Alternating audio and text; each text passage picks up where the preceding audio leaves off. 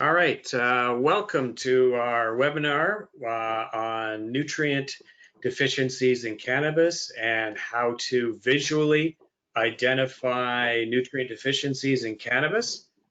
I'm Bill MacDonald. I'm the one on the right of those three people there in that lovely hairnet.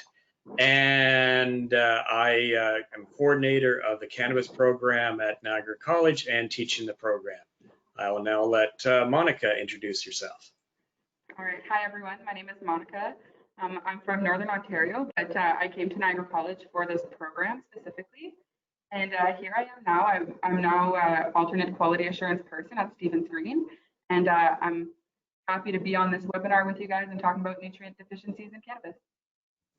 Excellent. So all of this research was done at, whoa, not sure why that jumped ahead, at the Commercial Cannabis Production Program at Niagara College. It is a very unique program. We're the only one in North America where you actually go and grow the product. And it's, there's Monica standing outside of our, what we call our Cannabunker. And it's a 1-year postgraduate certificate. You need a college diploma or university degree to apply. It's a competitive program. And the unique thing about our program is it's hands-on learning, hands-on growing. We have a specially designed cannabis lab. It's 480 square foot lab with 320 square feet of service area, total of 800 square feet. It's all licensed by Health Canada as a research facility. In this, we do, it's our academic program, but we also at Niagara College. And so we have done nutrient deficiency research, organic growing, tissue culture, mycorrhizae, integrated pest management as well.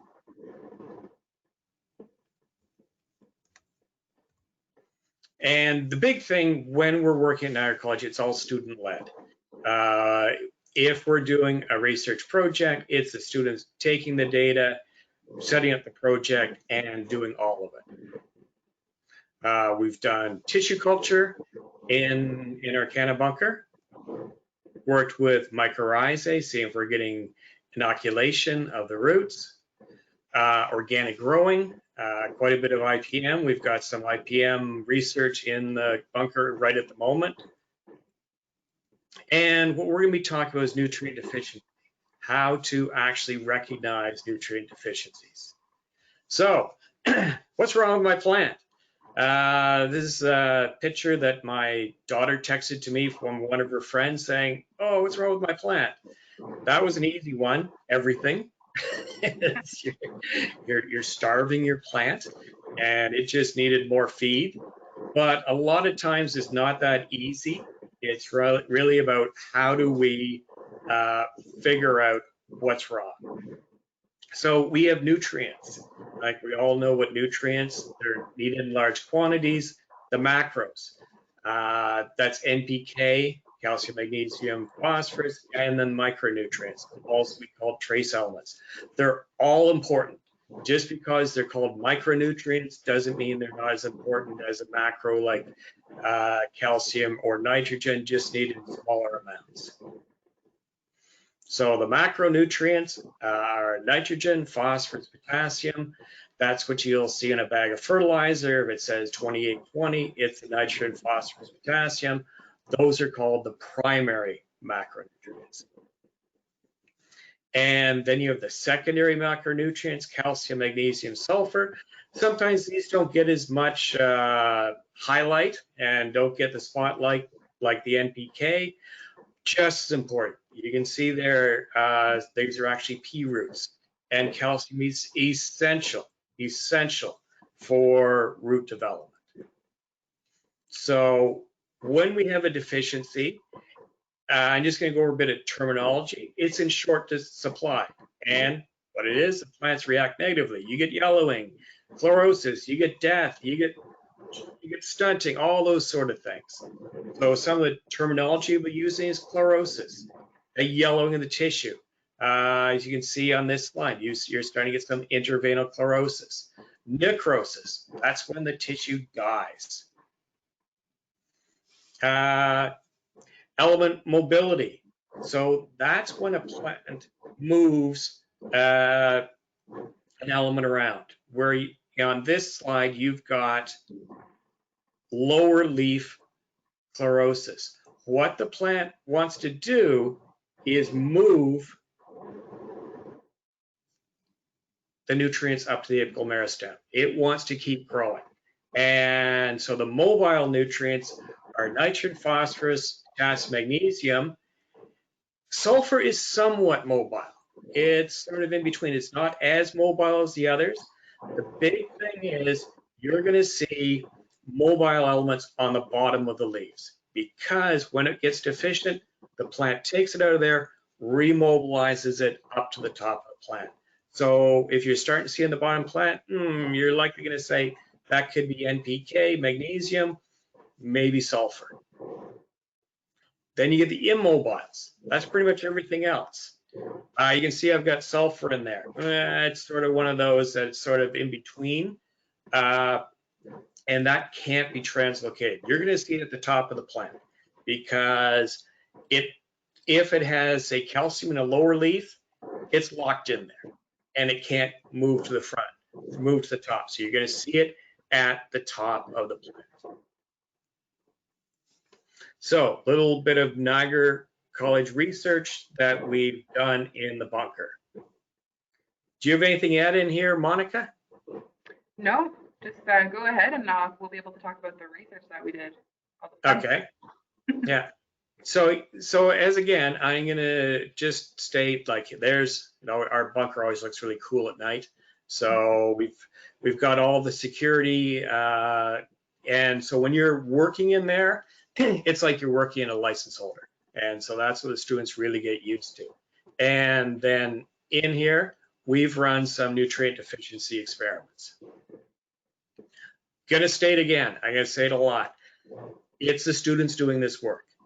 The experimental setup, the data collection, analysis, presentation results, this is all by the students in the Niagara College Commercial Cannabis Production Program. Here are the students that did the primary macronutrients.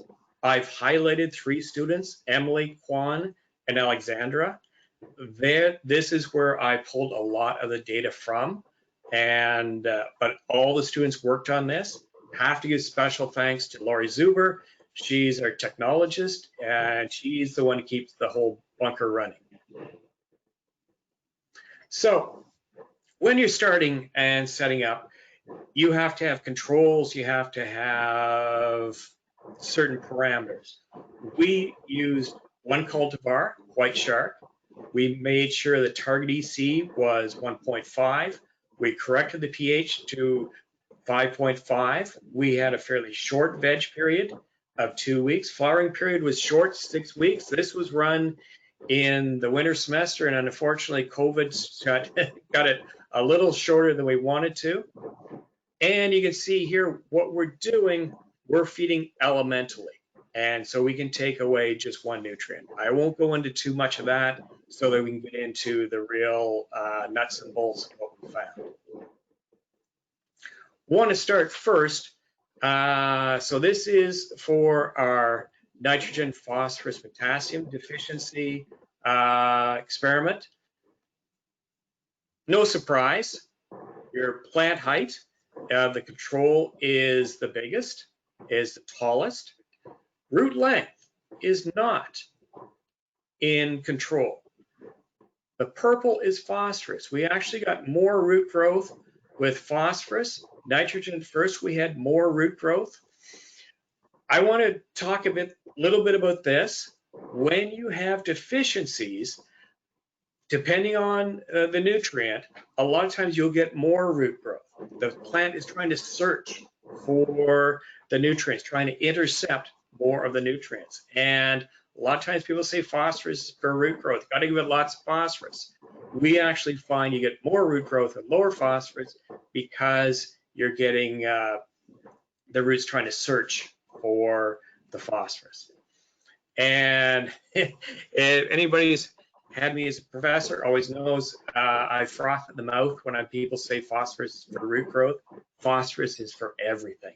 You can actually see here, when we have phosphorus deficiency, we had about 75, 77% of the whole plant weight in the roots. So that fallacy of phosphorus root growth is not true. You need phosphorus, but a lot of times when you have nutrient deficiencies, you'll get more root growth. Start off first with nitrogen.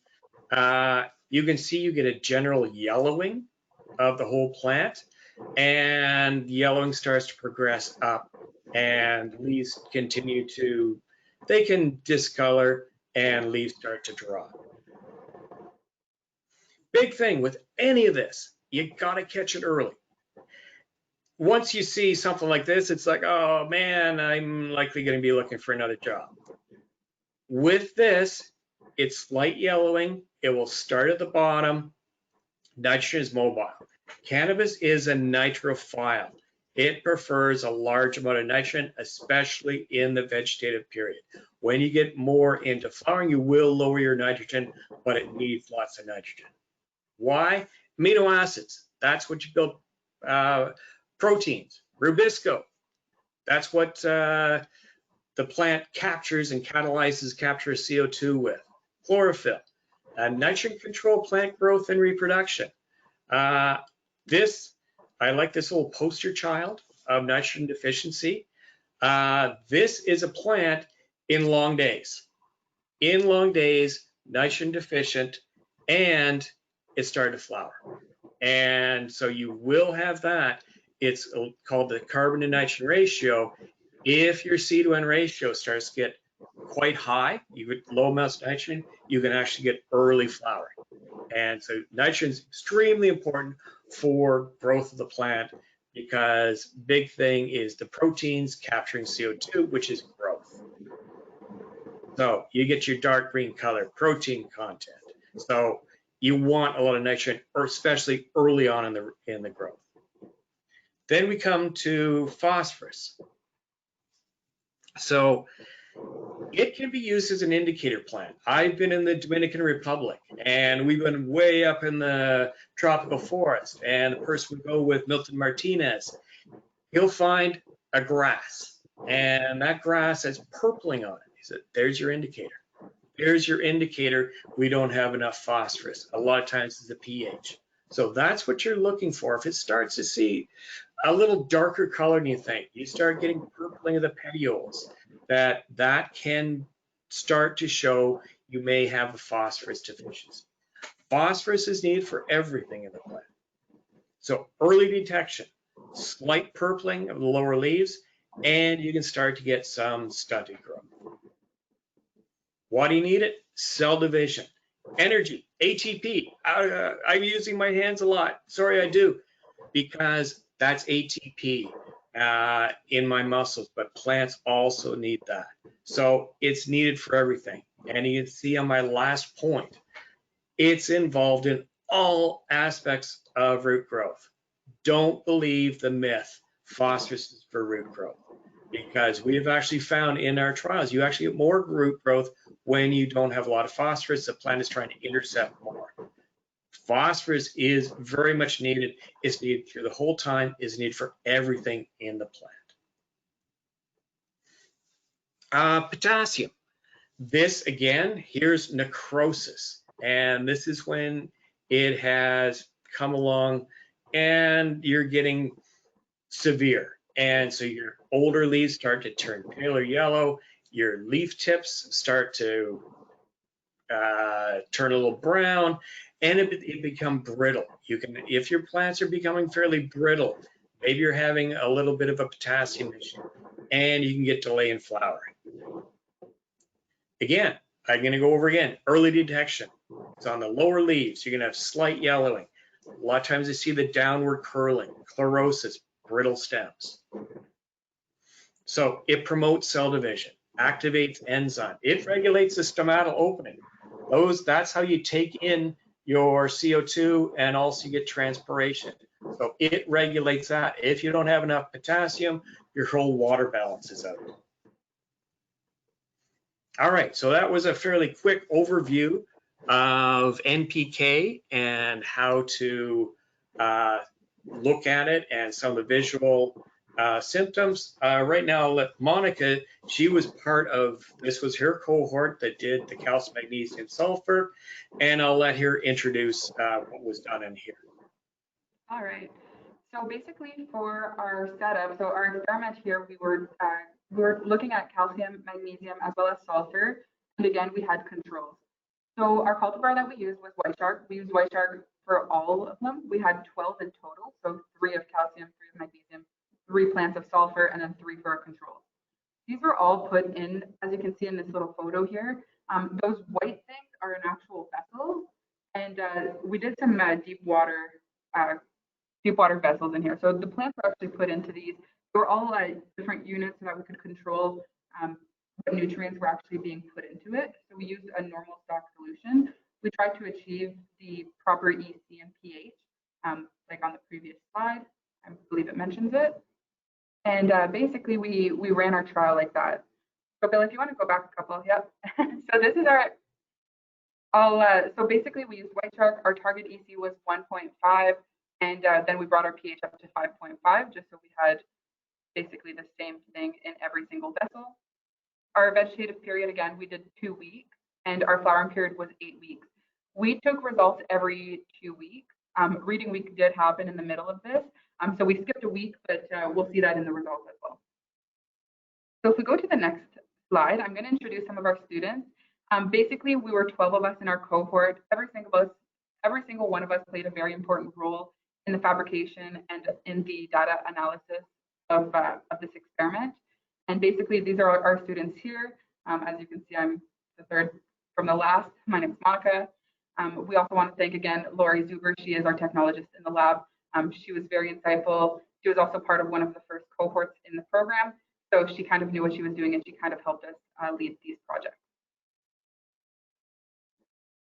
All right. This is what our setup looked like. So on October 7th, that's our picture on the far left. You'll see that we have the 12 vessels, and from the far left, we have our minus our calcium, and we have minus sulfur, minus magnesium, and then our controls. As you can see, this is only 2 weeks after transplant, and there's already a lot of differences, basically like physically between all 4 different experiments that we're doing. It's always important to have more than one basically vessel for each of them, just so that we actually have real data and it's not just based on one plant. That's why we reproduce this basically 3 times for each, for the controls and for each deficiency that we see here. And our picture on the right is basically 2 weeks after, so 10 days basically after that first photo was taken. So we can already see a lot of progression. We can already see a lot of chlorosis in the leaf tissues, and we can also see some necrosis as well on our calcium deficient plants. So here we have, oh, go ahead, Bill, were you going to say something? No, go ahead.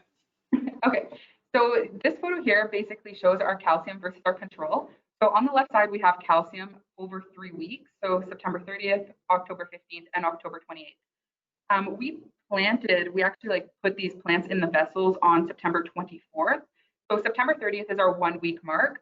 As you can see in our calcium, we see the roots starting to degrade. They're starting to get yellow and they're starting to get kind of mushy. They kind of have a texture of like spaghetti. It's really not a great texture and it doesn't really look very good. Whereas when we look at the control, we can see that definitely up until October 15th, our roots were growing nice and strong. They look healthy. We still have some growth as well. And October 28th, it starts to turn a little bit that yellowish color again. I believe it's just because the vessels were a little bit too small, so we didn't actually have more room for the roots to grow. So that's why it's kind of getting stagnant in that water as well. As you can see, you can probably see a little line that's running through. We did have basically like a air stone in the actual water. This is just to promote oxygen flow, just to make sure that the roots have enough oxygen to continue with this. I'd just like to add, I'm all about early detection. See the September 30 calcium, and September 30 control. The calcium, it's already starting to droop, and where its control's up. It's, as a grower, when you're walking through, it's these little things, like when, like I spent pretty much my whole life as a grower. And I always tell the growers, you've got to walk your crop every day. It's that little thing. And if you start to see something that, oh, they're starting to droop, is it, they could just be water deficient. But you actually also, let's see, why is that happening? And you can see the roots already. What I've been amazed with all of these is how important calcium is for root growth. Again, forget that phosphorus is for root growth. It's calcium. And so find all those little triggers as you're going along. I'll let you talk about this. Yeah, for sure. Yeah, so our symptom progression basically, so for calcium, you'll notice stunting of growth. You'll see the leaves starting to narrow, as well as you're going to see some yellowing and some distortion of the leaves. You'll also see some necrosis of the bottom leaves. As you can see on this picture here, they're starting to get completely yellow, which is chlorosis, and eventually these will drop, right? We also see some loss of trigger. So the cell walls basically are very like flaccid. They're moving around. They're not very like stable. So calcium really helps with that as well. Very much so. Yeah. So early detection, like Bill said, is key. Basically, you'll see those drooping. You'll see a stunted and distorted growth. You'll also see that yellowing of the leaves. And it's always very important to check the roots. The roots will tell you a lot of things. I know a lot of growers right now are just looking at the leaves and what your crop actually looks like. But it's very important, even if you're growing in Rockwool or if you're growing in cocoa or like cocoa coir, make sure to open those bags and look at the roots. Your roots will tell you a lot of things. Early detection is key again. 100% agree. The one thing I have found about calcium deficiency in cannabis, it seems to be more the drooping the leaves, loss of turgor. A lot of other plants, the first thing you see is distortion at the apical meristem. You do have that in cannabis, but not as much. I'm starting to find more the trigger is the drooping of the leaves. All right. So calcium, again, is critical for strong cell walls. Early root growth, it helps with a lot of different things. It helps the plants bigger and grow. And it'll also help for pH neutralization of acids, basically, that are produced from the plant. So it's very important in pH stabilization as well. So calcium is very important for lots of things. So make sure that whenever you're mixing your fertilizer and stuff, that enough calcium is introduced to the plant. And the last point there, all of these nutrients, they don't work alone.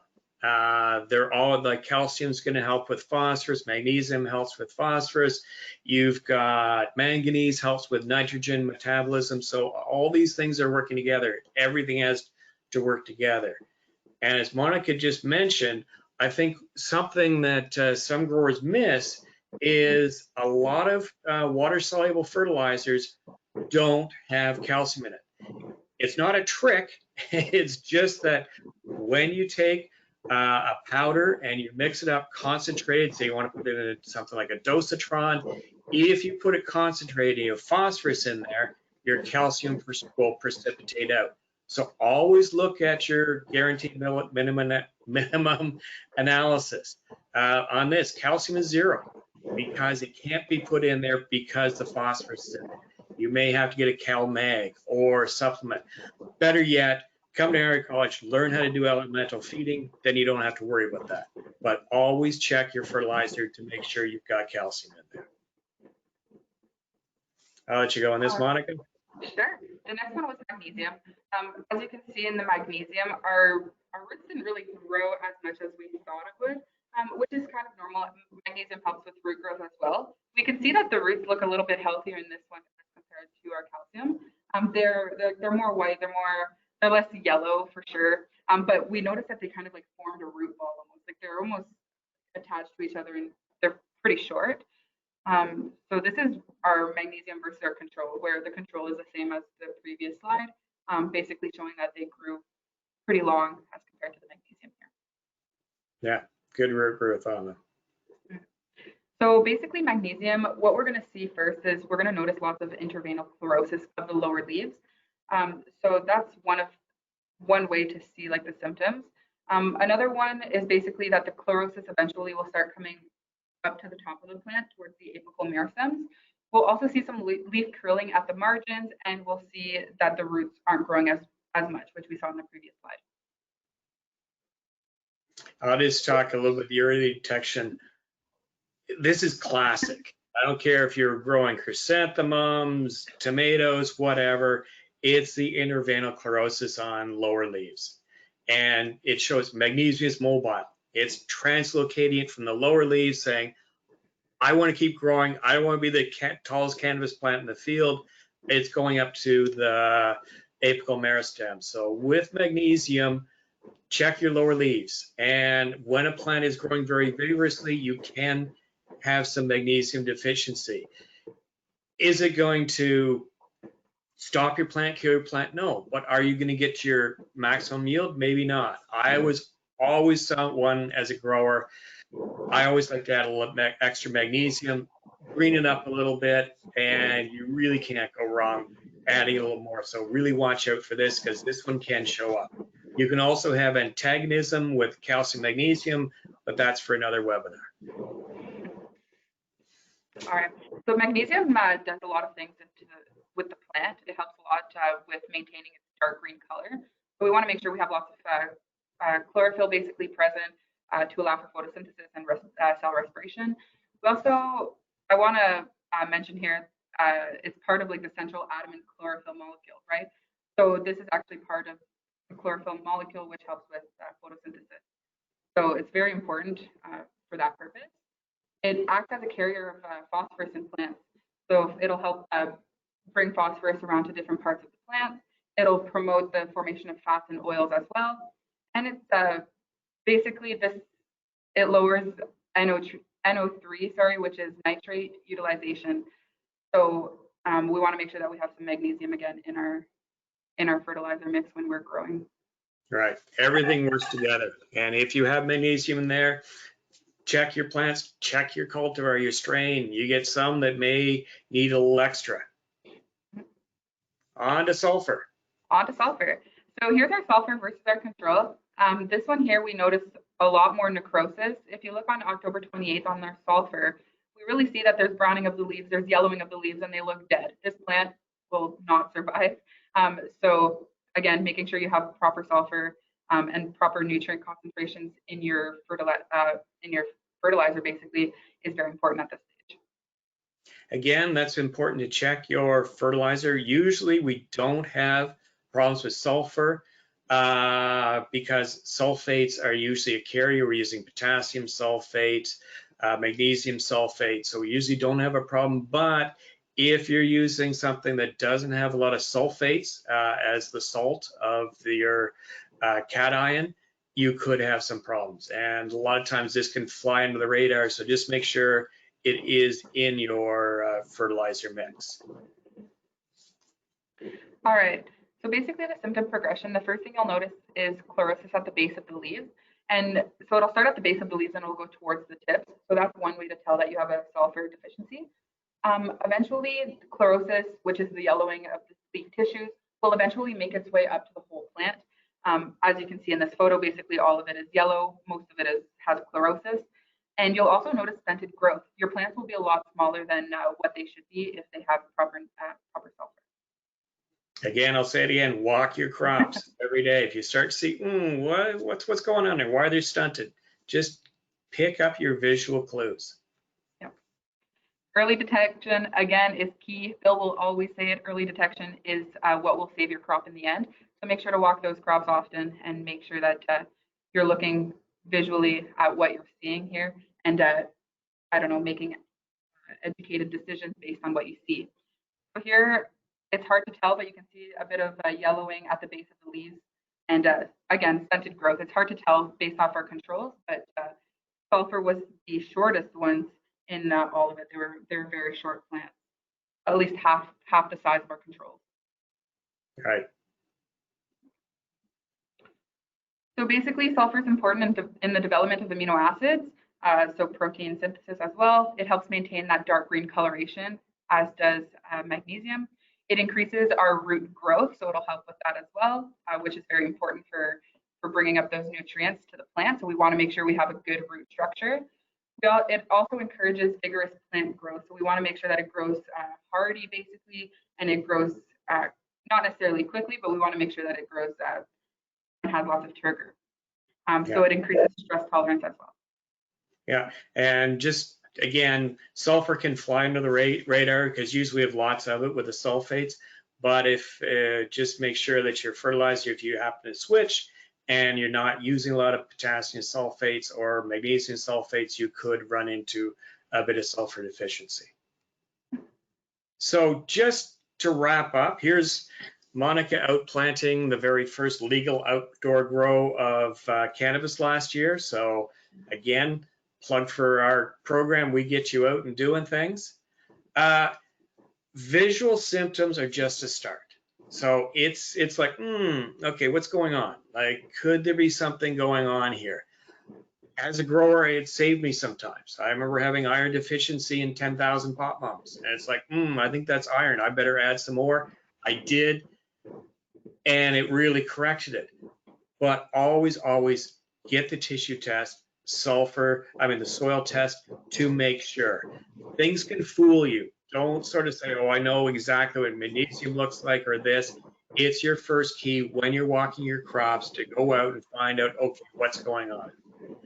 Monitor your EC and pH. Have to do that.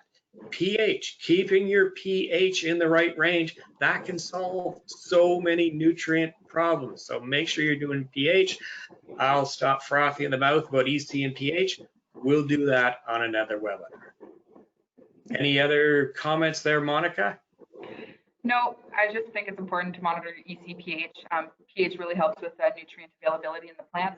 So you just want to make sure you're within those proper ranges during the whole life cycle of this plant, just to make sure that those nutrients are getting into the plant and helping them be strong and healthy.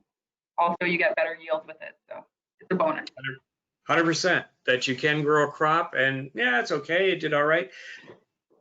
You always have to strive for exactly the most that you can get. You want your maximum yield. That's your bottom line. As we all know, the cost per gram is going down. So you want to make sure that you're doing absolutely everything right so you hit your maximum yield. 100%. So thank you. And there's where we went and planted some hemp. That's the Monica's cohort. And we had some fun planting some hemp as well. Yeah, for sure. So here's our contact information. So if you have any more comments or questions, you can email us. And thank you for this webinar and paying attention. We're not taking right now. Sorry, I'm used to being in class. This COVID thing's hard. That's okay. Yeah, we want to thank everybody. This is our contact information. You can also reach us on LinkedIn. I know I'm on LinkedIn. I know that my name, I guess my username for like Instagram or any of those things is on one of Bill's photos. Reach out to me. I'd be more than happy to help you guys with any questions that you might have about our PowerPoint. And I look forward to hearing from you guys. So thank you very much for being here and for having us. All right. Thank you very much. Thanks, Monica. Thank you, Bill.